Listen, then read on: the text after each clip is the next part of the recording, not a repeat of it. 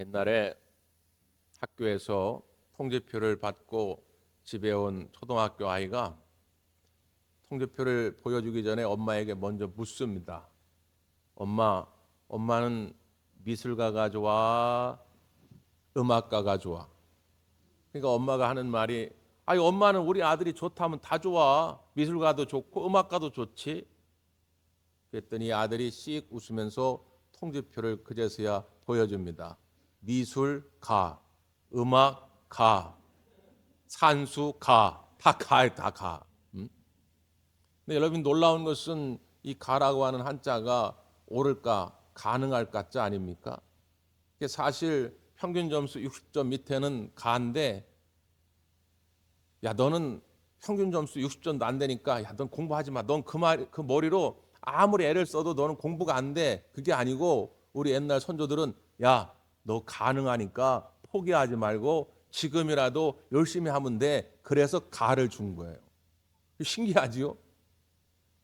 여러분 우리의 인생사례도 똑같은데 우리가 살아가다 보면 도저히 불가능한 것처럼 보일 때가 있는 일들이 있습니다. 너무 억울하고 너무 속상하고 내 힘으로는 도저히 어떻게 안 될 것 같아서 아무리 밤새 몸부림쳐도 해결되지 않는 그런 문제들을 만날 때가 있죠.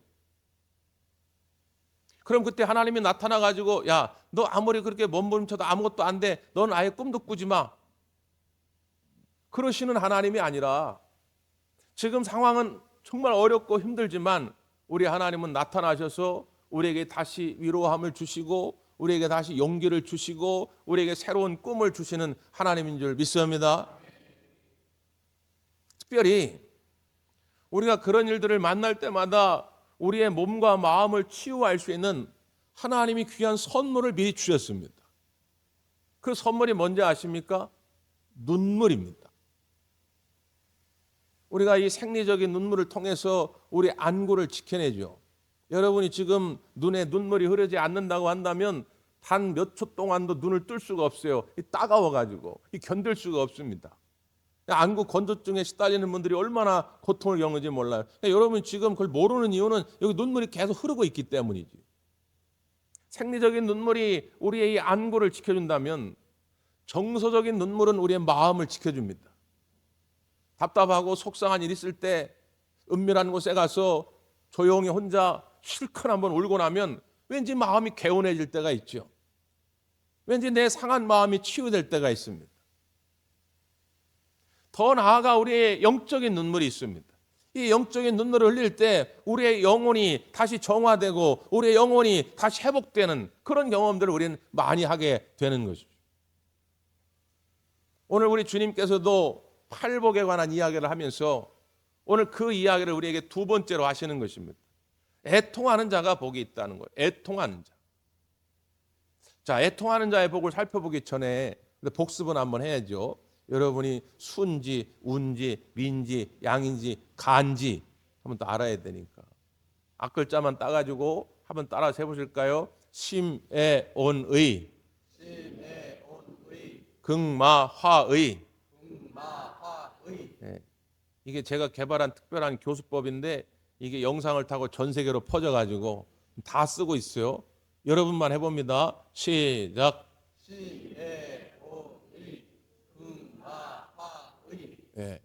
자, 심은 뭐지요? 그 뒤에까지 다 하면 좋은데 그냥 앞에만. 자, 그다음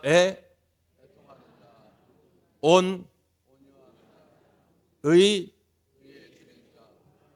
긍, 마, 화, 의.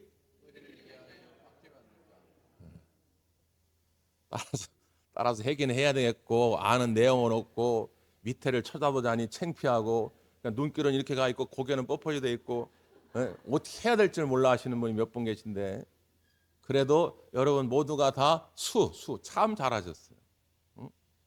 자, 오늘 두 번째 애통하는 자가 복이 있다는 거예요. 그에게 어떤 복이 많으냐? 위로를 받을 것이다 그 말이죠. 여기 애통이라고 하는 말이 슬프로 애자에 크게 울 통자입니다. 너무 슬퍼서 큰 소리로 우는 게 애통이거든요. 근데 헬라 원문 성경에 보면 펜테온이라는 단어를 써요. 펜테온.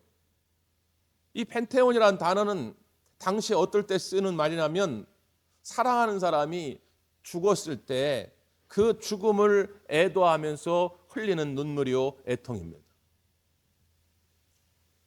제가 목회하면서 장례를 많이 집례하는데 부모님이 돌아가시기 전에 장례를 집례했던 것과 부모님이 돌아가신 후에 장례를 집례하는 제 마음, 제 태도가 좀 달라져요.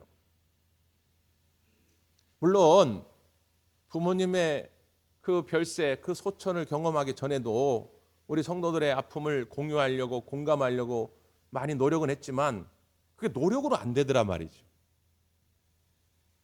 막상 제가 우리 부모님을 천국으로 보내드리고 그 슬픈 마음을 경험하니까 이거 어떻게 말로 설명이 안 돼요. 이 터져나오는 이 울음을 어떻게 억제할 수가 없어요. 우리 성도 여러분들도 많이 오셔서 저를 위로해 주셨고 동료 목회자들도 와서 많이 위로해 주셨지만 그냥 엄마 생각만 하면 막 눈물이 펑펑 쏟아져. 이걸 어떻게 견딜 수가 없는 거죠. 그 상태, 그게 펜테온입니다. 펜테온. 근데 하나님은 우리에게 뭐라고 말씀하냐? 너희들이 정말로 하나님이 주시는 저 하늘의 신령한 복을 누리기를 원한다면 그런 마음으로 살아야 한다는 거예요. 그런 마음으로 신앙생활을 해야 한다는 거예요. 애통하는 자가 복이 있다는 거예요. 왜 예수님께서 이런 말씀을 하셨을까요? 당시 이스라엘 백성들은 이 단어를 쓸 때 어떤 의미로도 사용을 했냐면 하나님 앞에서 나의 죄와 허물을 자복할 때 이런 표현을 씁니다.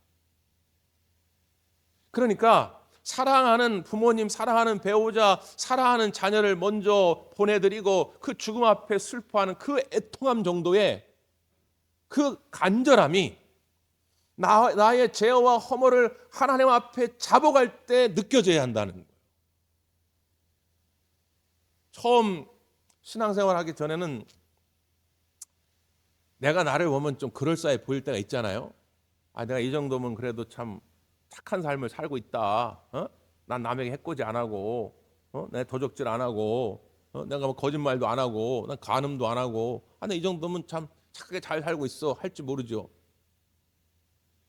그런데 내가 주님 앞에 나와서 하나님 말씀에 나를 비춰보고 성령께서 내 안에 들어와서 성령 안에서 나를 돌아보니까 나만큼 추한 죄인이 없는 거예요.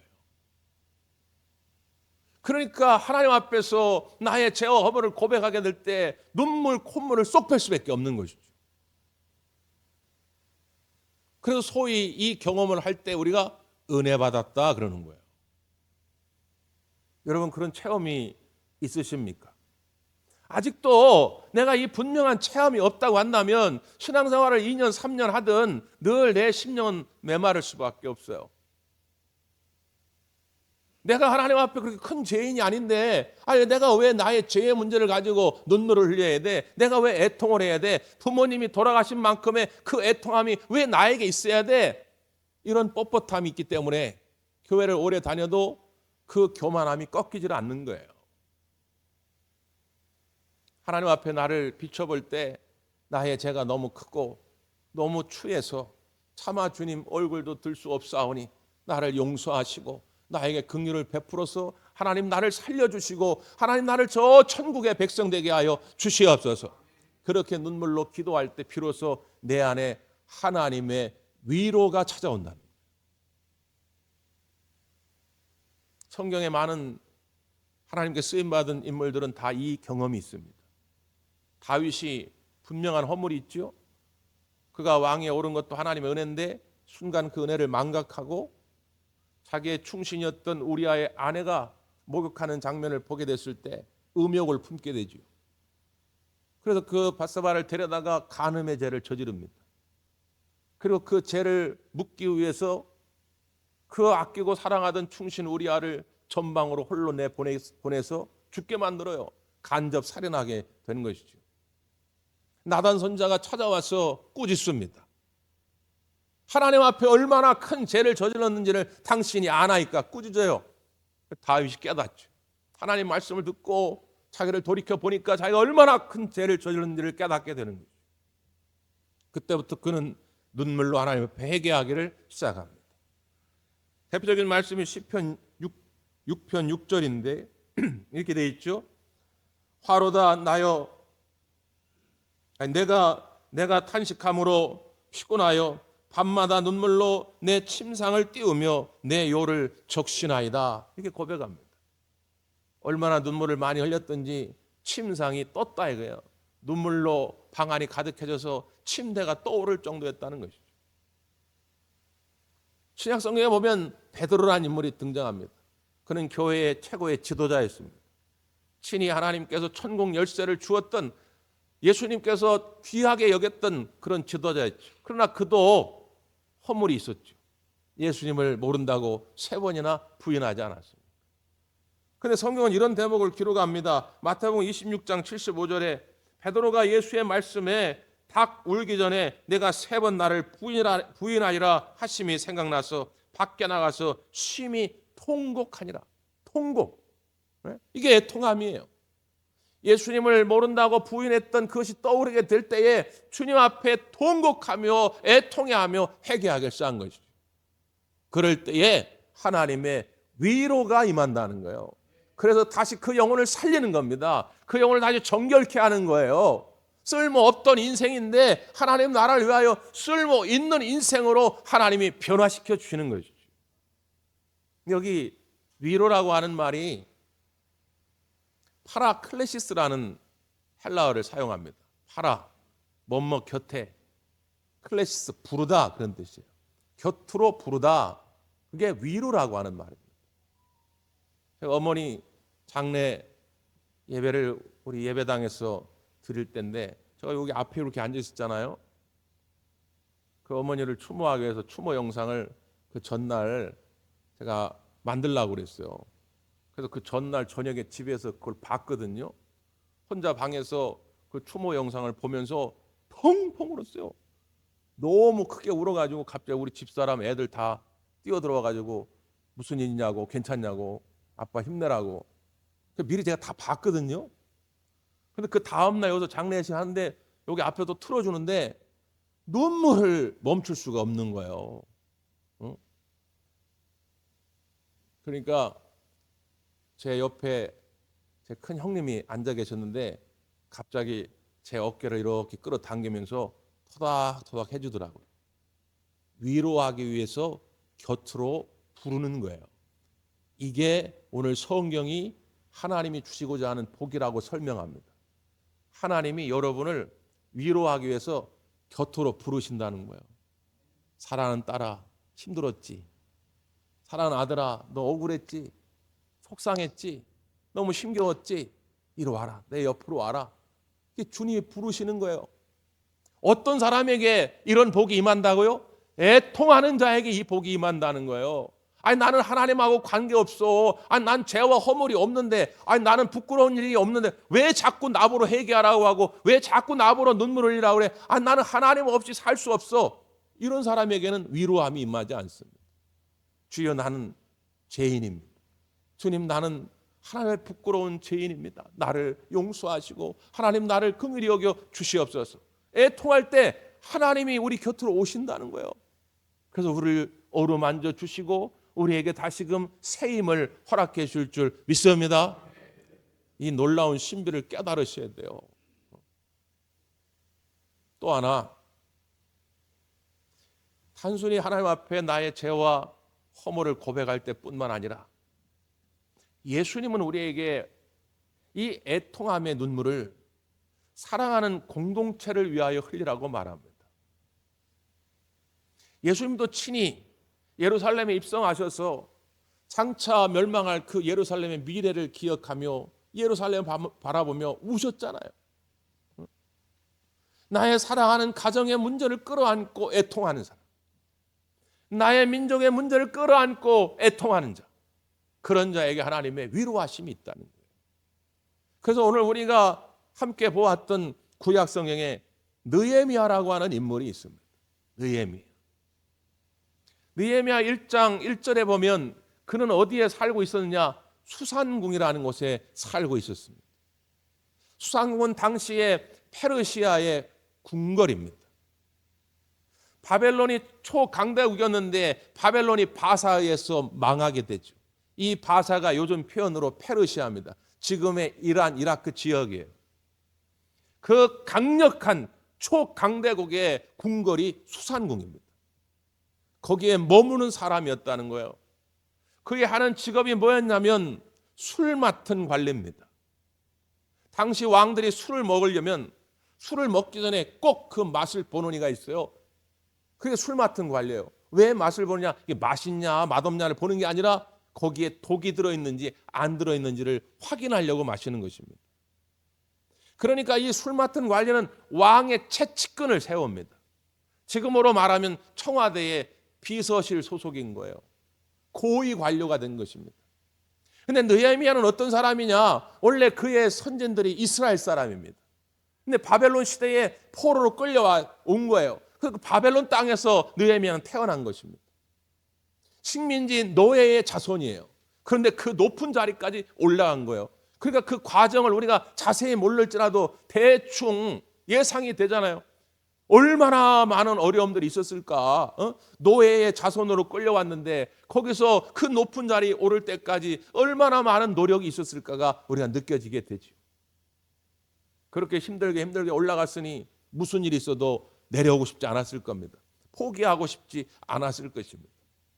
그런데 어느 날 자기의 선조들로부터 들었던 그 고국 땅 이스라엘에 대한 소식을 하나니라고 하는 사람으로부터 듣습니다. 이 하나니가 와가지고 지금 예루살렘 성벽이 무너져 내렸고 우리들의 동포가 얼마나 많은 지금 아픔과 고통을 겪고 있는지를 싹 보고를 해요. 그때 느헤미야의 반응이 어땠습니까? 그게 느헤미야 1장 4절과 5절 말씀이에요. 같이 한번 읽습니다. 4절 5절 시작. 내가 이 말을 듣고 앉아서 울고 수일 동안 슬퍼하며 하늘의 하나님 앞에 금식하며 기도하여 이르되 하늘의 하나님 여호와 크고 두려우신 하나님이여 주를 사랑하고 주의 계명을 지키는 자에게 언약을 지키시며 긍휼을 베푸시는 주여 간구하나이다. 아멘. 그 말을 들을 때에 그는 울었다고 그랬습니다. 수일 동안 슬퍼하며 하나님 앞에 금식하며 기도했다 하는 것입니다. 어찌 보면 자기하고 관계없는 얘기일 수도 있습니다. 자기는 이미 이 초강대국에서 이 높은 지위에 올라서 자기 먹고 사는 문제를 생각할 때 아무 걱정거리가 없습니다. 그럼에도 불구하고 자신의 고국 땅의 이야기를 들을 때 그는 울었다는 거예요. 여러분, 여러분의 속한 공동체를 위해서 이런 애통함이 있으십니까? 느헤미야는 결국 하나님 앞에서 결단을 내립니다. 그래서 그 모든 지위를 다 내려놓습니다. 부귀 영화를 다 포기합니다. 그리고 오직 그 고국 땅을 살리기 위해서 그 바벨론 포로 때 끌려왔던 그 포로들을 데리고 예루살렘으로 귀환합니다. 이게 소위 예루살렘 3차 귀환입니다.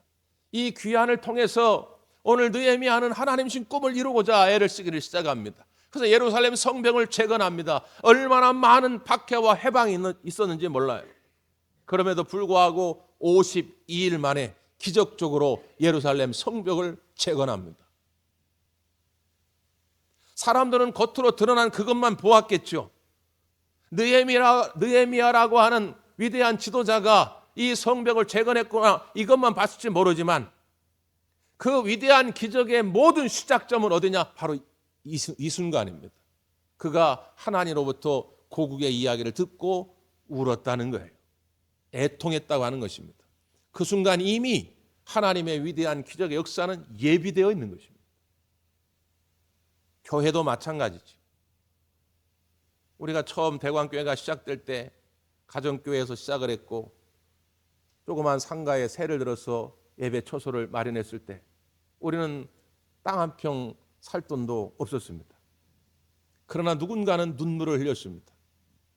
아름다운 예배당을 꿈꾸면서 우리도 다른 교회처럼 땅을 사서 예배당을 세우면 얼마나 좋을까 눈물로 기도했던 그들의 기도가 있었기 때문에 오늘 이 순간 우리가 이 아름다운 예배당에서 예배하게 된 줄 믿습니다. 그 순간이 기적의 시작입니다. 우리의 가정의 문제를 바라볼 때 도저히 내 힘으로는 안 되는데 이건 돈도 있어야 되고 뭔가 좀 힘도 있어야 되고 좀 지식도 좀 뭔가 있어야 되고 그럴 때 있지 않습니까?